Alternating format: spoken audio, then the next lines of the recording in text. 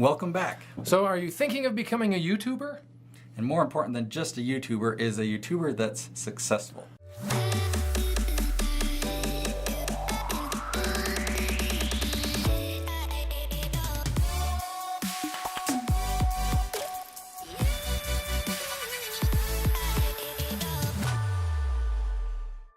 Well, Nate, tell us a little bit about just basics. Obviously, I'm the dumb guy, and that's sort of my role, but it's not a stretch because I'm going to be learning along with you next to Nate. So we're just going to start things right off with, how to get started, how to be a YouTuber, which, may I say, seems fairly easy because YouTube is not, no one is excluded from having a membership or joining, or what do you call it, having an account? Yeah, having an account. So there's two different kind of main ways that you can become a YouTuber. You can become a YouTuber as a hobby, and that's actually where even some of the most successful YouTubers who now it's their career, that's how they started, is it was just a hobby. And when you say a hobby, you mean a hobby posting videos on YouTube, not a hobby sitting around watching other people, right? Right. I mean, this is what we're talking about, is actually creating content and putting it on there. Right. So hobby like what? I love fishing, so I'm taking videos of myself fishing? Yeah, I mean, there's lots of hobbies. By the way, I hate fishing. So I hate it. I don't know that I've seen too many fishing. Maybe it's because I don't like fishing either. Very boring to watch people fishing. But there's people who love doing crafts, and so they just started making videos of crafts. There's people who do woodworking in their shop, and so they'll set up a camera and do time lapses, and they do all this. Okay, so at the very least, you're starting with something that you feel like you're pretty good at, or that is, in fact, filling a need for people out there, as opposed to just random videos. I mean, yeah, you've got a passion for something, and your plan is, I'm going to just make videos because it'll be fun, not because I ever plan on making money from it. Got it. Okay. Now, the background that I come from is the entrepreneur side, where you've got a business, and so I came to the scene looking at YouTube as, I wonder how we could use this to market the business. And so we first started creating a promotional video or a commercial, but I wouldn't say if you've created a commercial for your company that you're now a YouTuber. It's more of you're creating content because people want to watch it. You're just regularly putting content out there. So when you say you're not a YouTuber because you're using it randomly or here and there, how then do we become what you would sort of loosely define as a YouTuber? Because that sounds like a kind of a collection of people, like a club almost, a union. I would say if you're creating content that people want to subscribe to and come back and see more, so that's all it takes. I mean, even if it's just a hobby, let's say you're really good at basket weaving, you just love it, you do some underwater, you do some, but... I thought you were going to say basketball, because that would have really hit the mark, but no, let's go with basket weaving. We can go with basketball. Whatever, okay. True. So, I mean, whether you're just setting up a GoPro to film yourself playing or whatever, or you're showing how to do shots or whatnot, if it's something that people are going to come back and regularly watch, then that would make you a YouTuber. So, how do you become successful? How do you become a successful YouTuber? That's the fun part. That's the key. Okay, so basically, someone needs to determine what success looks like to them in their YouTube efforts. Yeah. Right? The easiest way to measure success is by money. So if you're going to say, okay, I'm going to do YouTube and I'm going to make money, how are you going to make money?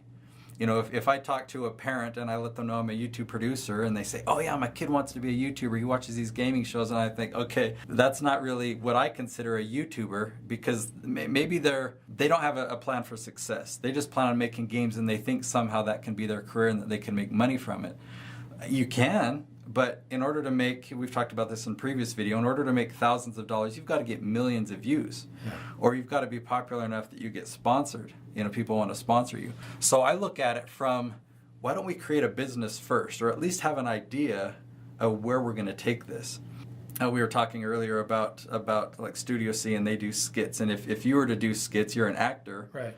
And so that could lead into people hiring you for more acting roles or more movie roles or something like that. So it's kind of, you determine if it's going to primarily generate money based on volume, visits, and views alone, or part of another thing, or as a marketing tool for the business that you already have developed. Yeah. Basic, is that what I'm understanding? Yeah, absolutely. If you're just going for the AdSense, which isn't a bad strategy, but you've got to know, okay, I've got to create videos that are going to get millions of views. Right. or I've got to get millions of views so that sponsors will want to be on my videos. Or you can create a small channel and only get 1,000 views, when you first launch a video, and over time it builds, and so you're getting 10,000 views a day or 20,000 views a day across your channel. And that's actually a pretty small amount, but when you're considering those are potential customers, almost qualified leads, really, to some degree. Then you're making thousands of dollars every single day. So that's the key then, at least in that scenario, is figuring out what you have to offer in terms of, away from YouTube, some sort of add-on sale or some sort of product or business that you've developed. Yeah. That doesn't sound easy. Well, the cool thing about YouTube is there's a lot of examples out there of people that are successful. And so if you have an idea, I think I would love to do this on YouTube. It's something that I'm passionate about. I would do it even if I didn't make money, but I do have a desire, or I do have a thought of how I might monetize this. Find somebody else who's doing it.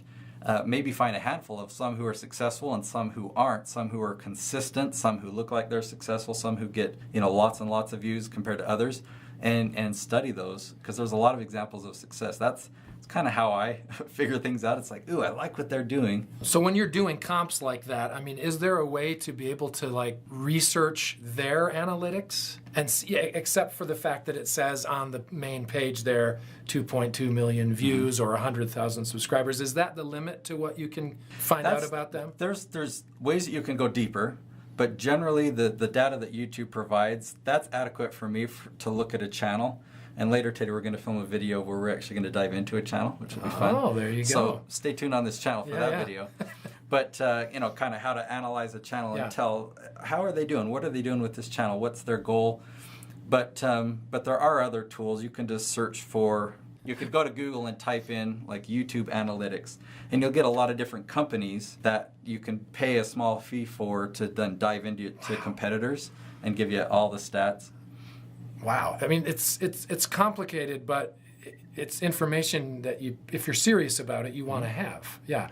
What do I need to get started? If I just want to get going, maybe I'm not ready to dive too deep, just as a beginner, what are some kind of basic fundamental things I need? You want to start simple. Okay. So in the beginning, what you need is this right here, an iPhone. You can't use an Android. So sorry. No, just kidding. I'm joking, but I love Apple. For a minute, I almost believed him. I'm like, really? No, but I do. Yeah, I'm good. I've got that. So I'm already covered on one step. This video is sponsored by Apple. I wish. Wouldn't that be nice? But you just start with your iPhone. Right. Okay. And the basics are, we'll talk about this in other videos, but you want to be facing the light. So if there was a window right there and I filmed myself with a window behind me, you're just going to see a silhouette, right? So if that's a window, then I'm filming like this. Keep it steady. You want to have and for the case of this video, we've got a microphone right up here, so it's picking up, because the cameras, they're far away, and the audio is just going to pick up a lot of the sound that bounces around the room. We've got some sound foam in here, but if I'm talking this close, maybe you don't need another microphone, but if you're going to put it on a tripod, which tripods are good, then at least get a cord and stretch a lav mic or something. So that would be the basics. Right. Film with your phone, because your phone's probably better than... If you go to Best Buy and you're going to buy a camera for $300, a video camera, that's not going to be... This is going to be better than that. If you're going to spend $500, $800, maybe you can start to get equivalent to this. It's so true. The chipset on these phones now is insane. You can see what people are doing with... In fact, there are many... 1,000 of them or more YouTube channels of people just shooting on iPhones, and the brilliant images they get is really cool. Yeah. And they're just paying their monthly, AT&T bill to have a camera like that. It's neat. Yep. Yeah. Then the other great advantage, especially this is applicable to the iPhone, is you can get iMovie.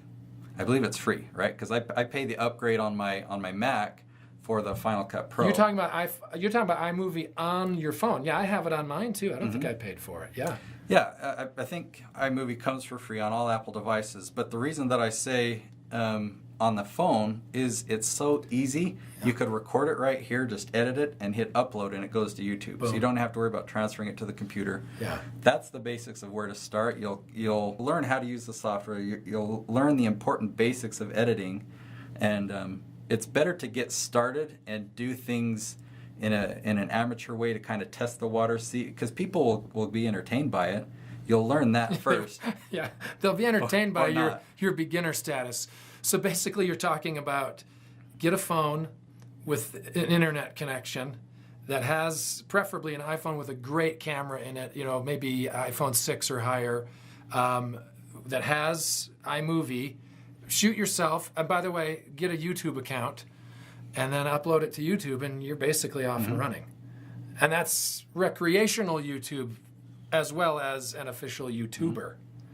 And the last recommendation that I'll give is one stat that you can look up, and it's in YouTube Analytics. Analytics might sound like a deep, I'm getting into analytics. But YouTube provides you a lot of information automatically. You just click on the menu item that says Analytics, and what you want to look for is retention rate. You want to look for retention rate. And what that means is if people are watching a video, so you'll see a little graph of when people start to drop off. And if your video is going along and there's a big drop-off point right here, then you can go to that exact spot in the video and see, okay, what are we doing, or what did I do in that moment, and drop off. I was talking to Grant Thompson from the King of Random channel. It's a pretty popular channel, one of my favorites. Yeah. We were talking yesterday, and he said that they had a spot in their video where they would do a summary. And right at the point, there's another guy, Nate, that is now filming with him, and right at the point, Nate would say something like, well, here's what we did today. And so they would go, and there'd be this drop off on every one of their videos. Why do we care? We just watched it. Yeah. And he looked at the last 20 videos, and it would say, here's what we did today. Here's what we did today. That makes sense. And so they're like, okay, I guess we're not including that in the video anymore, because they'd already. So that's the thing that I want to recommend is look at your retention rate.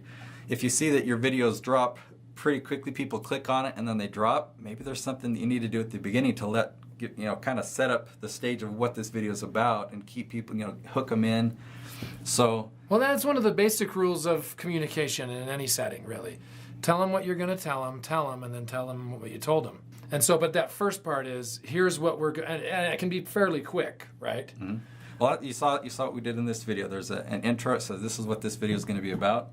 And now it's over. So is that helpful? I mean, I hope this video was helpful. If you watch this far, I'm thinking that if you can stomach him for that long, this was probably really helpful. No offense. Of course. Remember to subscribe, and we'll see you next time.